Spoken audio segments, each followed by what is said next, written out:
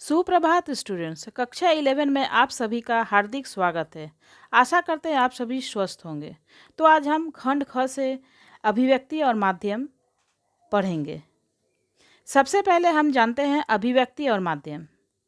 अभिव्यक्ति होता है अपने आंतरिक विचार व्यक्त करना, और माध्यम माध्यम किसी साधन के द्वारा, किसी माध्यम के द्वारा। एक तो बातचीत करने का तरीका होता है प्रत्यक्ष रूप से, यानी आमने सामने से बात कर रहे हैं। एक होता है अप्रत्यक्ष रूप से, किसी माध्यम के द्वारा। मान लीजिए किसी को हम फ़ोन पर बात करके अपनी विचार आदान प्रदान करें। टीवी में हम किसी का भाषण सुने, इंटरनेट के माध्यम से मैसेज के द्वारा हम अपनी बात को पहुंचाएं। ये सभी माध्यम कहलाता है। यानी कि आप अपने विचारों को, अपने आंतरिक विचारों को बात करने के लिए कोई साधन। इस विषय पर ये बुक आधारित है, अभिव्यक्ति और माध्यम। फर्स्ट लेसन है स्टूडेंट्स हमारा जनसंचार माध्यम। सबसे पहले हम संचार देखते हैं। संचार चर धातु से बना है, जिसका अर्थ है चलना। संचार की परिभाषा होगी जब दो व्यक्तियों के मध्य विचारों का आदान प्रदान हो, सूचनाओं का आदान प्रदान हो, भावनाओं का आदान प्रदान हो, वो संचार कहलाता है। तो संचार की परिभाषा क्या है? विचारों का, भावनाओं का, सूचनाओं का आदान प्रदान संचार कहलाता है। अब हम देखेंगे संचार के प्रकार। संचार 4 प्रकार के होते हैं: अंतर्वैयक्तिक संचार, अंतर्वैयक्तिक संचार, समूह संचार एवं अंतिम और प्रमुख जनसंचार, जो हमारा लेसन है जनसंचार। तो सबसे पहले संचार के बारे में हमने पढ़ा। संचार के बारे में क्या पढ़ा? विचारों का, भावनाओं का, सूचनाओं का आदान प्रदान संचार कहलाता है। अब हम देखते हैं अंतर्वैयक्तिक संचार। हर वक्त तो जरूरी नहीं कि हम अपनी बात सबको बताएं या सबको बताते फिरें। कभी कभी हम अपने मन में विचार करते हैं, जैसे हम मन ही मन में भगवान की प्रार्थना करते हैं, तो वह अंतर्वैयक्तिक संचार कहलाता है।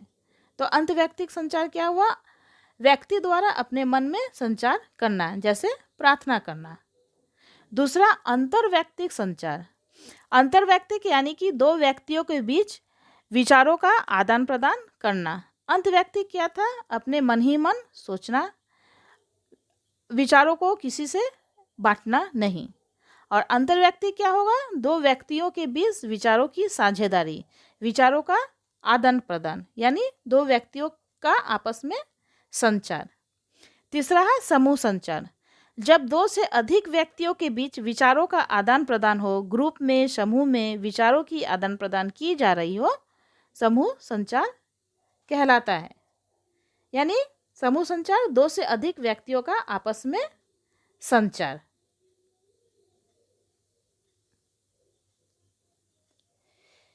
अंतिम है स्टूडेंट्स जनसंचार। अब तक हमने पढ़ा जब 2 व्यक्तियों के बीच संचार, विचारों का आदान प्रदान। अब बात आती है जनसंचार। वो होता है जब हम किसी व्यक्ति को प्रत्यक्ष न देखकर हम विचार तो पहुंचाते हैं उसके पास, लेकिन किसी साधन के द्वारा, माध्यम के द्वारा, जैसे पेज पर लिखकर या मोबाइल फ़ोन पर या ईमेल करके या फिर किसी वीडियो के माध्यम से या ऑडियो के माध्यम से। जब हम अपने विचार किसी दूसरे को बताते हैं या सूचना किसी दूसरे को बताते हैं, तो वह जनसंचार कहलाता है। परिभाषा क्या रहेगी? जब संचार या जब बातचीत, विचारों का आदान प्रदान प्रत्यक्ष रूप से ना होकर किसी माध्यम के द्वारा, किसी साधन के द्वारा तो वह क्या कहलाता है? जनसंचार।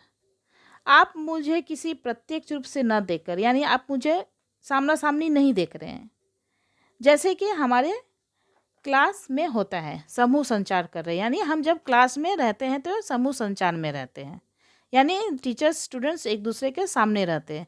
वो ना होकर आप मेरी आवाज़ फ़ोन के माध्यम से सुन रहे हैं, तो ये कौन सा माध्यम हुआ? ये जनसंचार है।